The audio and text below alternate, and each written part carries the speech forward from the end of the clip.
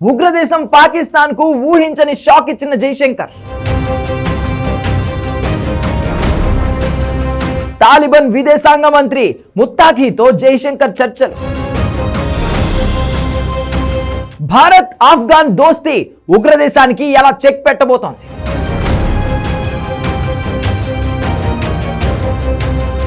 ఉగ్రదేశం పాకిస్తాన్ ను ఉలికిపాటుకు గురి చేసే ట్వీట్ ఇది. బహుశా ఈ ట్వీట్లోని ప్రతి అక్షరాన్ని పాకిస్తాన్ లీడర్లు 100 సార్లు చదువుకుని ఉంటారేమో. అంతగా జైశంకర్ ట్వీట్లో ఏముంది అంటారా? ఇక్కడ పాలకుల భయం ట్వీట్లోని మ్యాటర్ గురించి కాదు, భారత్ ఆఫ్ఘనిస్తాన్ తాలిబాన్ సర్కార్ మధ్య బలపడుతున్న దోస్తీ గురించి. ఎందుకంటే జైశంకర్ తాలిబాన్ విదేశాంగ మంత్రి మధ్య టెలిఫోన్ సంభాషణే ఒక చరిత్ర. తాలిబాన్ సర్కార్తో మంత్రుల స్థాయిలో భారత్ సంప్రదింపులు జరపడం ఇదే తొలిసారి. పహల్గామ్ ఉగ్రదాడిని ఖండించినందుకు జైశంకర్ ధన్యవాదాలు తెలిపారు. ఇదే సమయంలో తమ దేశంపై దాడికి ఆఫ్ఘనిస్తాన్ భూభాగాన్ని ఉపయోగించుకున్నారన్న పాకిస్తాన్ ఆరోపణలు తిప్పికొట్టారు. భారత్ ఆఫ్ఘాన్ మధ్య విభేదాలు సృష్టించేందుకు పాక్ అవాస్తవ నిరాధార ప్రచారం జరిపిందని, దాన్ని ఆయన తోసిపుచ్చడాన్ని స్వాగతిస్తున్నా అని జైశంకర్ ప్రకటించారు. ఇక్కడే పాకిస్తాన్ వెన్నులో వణుకు మొదలైంది.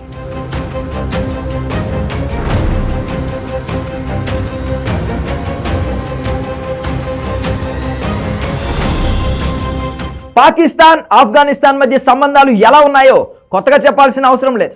సరిహద్దుల్లో 2 దేశాలు కత్తులు దూస్తున్నాయి. తరచూ కాల్పులు, కొన్నిసార్లు వైమానిక దాడులు కూడా జరిగాయి. తెహ్రీక్ ఈ తాలిబాన్ పాకిస్తాన్ విషయంలో 2 దేశాల మధ్య చాలా తగాదాలు ఉన్నాయి. జైశంకర్ తాలిబాన్ విదేశాంగ మంత్రి మధ్య ప్రత్యక్ష చర్చలు భారత్ ఆఫ్ఘాన్ సంబంధాలను బలోపేతం చేస్తాయి. భారత్ ఆఫ్ఘనిస్తాన్ మధ్య పెరుగుతున్న ఈ సాన్నిహిత్యం అంతర్జాతీయ వేదికలపై పాకిస్తాన్ను ఒంటరి చేస్తోంది. ఇది పాక్ దౌత్య ప్రయత్నాలను బలహీనపరుస్తోంది. పహల్గామ్ దాడిని తాలిబాన్లు ఖండించిన తీరు, జైశంకర్ కృతజ్ఞత వ్యక్తం చేసిన తీరు పాకిస్తాన్ను ఖచ్చితంగా చికాకు పెడుతోంది. ఉగ్రవాదంపై పోరాటంలో భారత్ పాకిస్తాన్ను తనతో పాటు తీసుకెళ్తోందని దీన్ని బట్టి స్పష్టమవుతోంది. ఆఫ్ఘాన్తో భారత్ సంబంధాలు మెరుగుపడడం వల్ల పాకిస్తాన్తో సంబంధాలు పూర్తిగా తెగిపోతాయి. అయితే ఇవన్నీ దౌత్యపరమైన పరిణామాలు. రక్షణ పరంగా మాత్రం ఉగ్రదేశం అంతు చూసే స్నేహంగా భారత్ ఆఫ్ఘనిస్తాన్ దోస్తీ మారబోతోంది.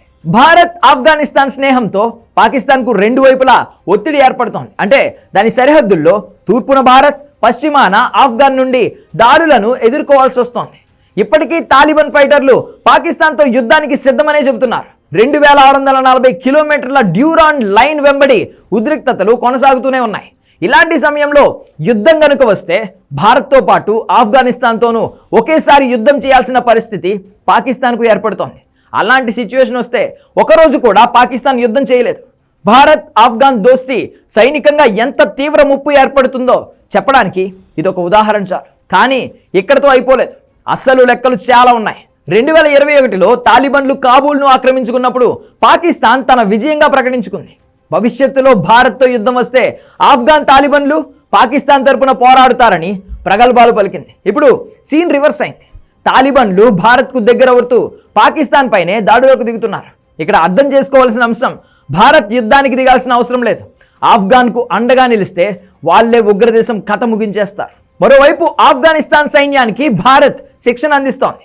ఆఫ్ఘనిస్తాన్ నేషనల్ సెక్యూరిటీ ఫోర్సెస్ కు శిక్షణతో పాటు సామగ్రి అందించడం ద్వారా తాలిబాన్ సైన్యం బలపడుతోంది. దీని వెనుక ముఖ్య ఉద్దేశం ఉగ్రవాదాన్ని అంతం చేయడం. ఆ దిశగా తాలిబాన్లు మద్దతు తెలుపుతున్నారు కూడా. పాక్ మద్దతు గల ఉగ్రవాద గ్రూపులపై తీవ్రమైన ఒత్తిడి పెంచుతోంది. పాకిస్తాన్కు లష్కరే తోయిబా, జైషే మహమ్మద్ వంటి ఉగ్ర గ్రూపులే బలం. భారత్పై దాడులకు ఈ గ్రూపులనే ఉసిగొల్పుతోంది. వీటిని ధ్వంసం చేస్తే పాకిస్తాన్ రక్షణ విధానాలు బలహీనమవుతాయి. ఇక భౌగోళికంగా చాబహార్ పోర్టు ముప్పు కూడా కీలకం. భారత్ ఇరాన్లోని చాబహార్ పోర్ట్ ద్వారా ఆఫ్ఘనిస్తాన్తో వాణిజ్యం, రవాణా సౌకర్యాలను అభివృద్ధి చేస్తోంది. ఇది ఆఫ్ఘనిస్తాన్కు పాకిస్తాన్ను దాటి భారత్తో సైనిక, లాజిస్టిక్స్ సహకారాన్ని పెంచే అవకాశం ఇస్తోంది. అంతేకాదు పాక్ భౌగోళిక ఆధిపత్యాన్ని కూడా తగ్గిస్తోంది. వివరంగా చెప్పాలంటే భారత్ ఆఫ్ఘనిస్తాన్ మధ్య చాబహార్ పోర్టు ద్వారా సైనిక రాకపోకలు సాగించవచ్చు. మొత్తంగా భారత్ ఆఫ్ఘనిస్తాన్ సంబంధాలు పాకిస్తాన్ను వ్యూహాత్మకంగా ఒంటరి చేసి దాని రక్షణ సామర్థ్యాలపై గణనీయమైన ఒత్తిడిని చూపుతాయి. ఇవి తెలుసు కాబట్టే జైశంకర్, ముత్తాఖీ టెలిఫోన్ సంభాషణపై పాక్ పాలకుల్లో వణుకు మొదలైంది. ఈ మొత్తం ఎపిసోడ్లో ఒక్కటి మాత్రం సుస్పష్టం, పాకిస్తాన్పై అసలు యుద్ధం ఇప్పుడే మొదలైంది.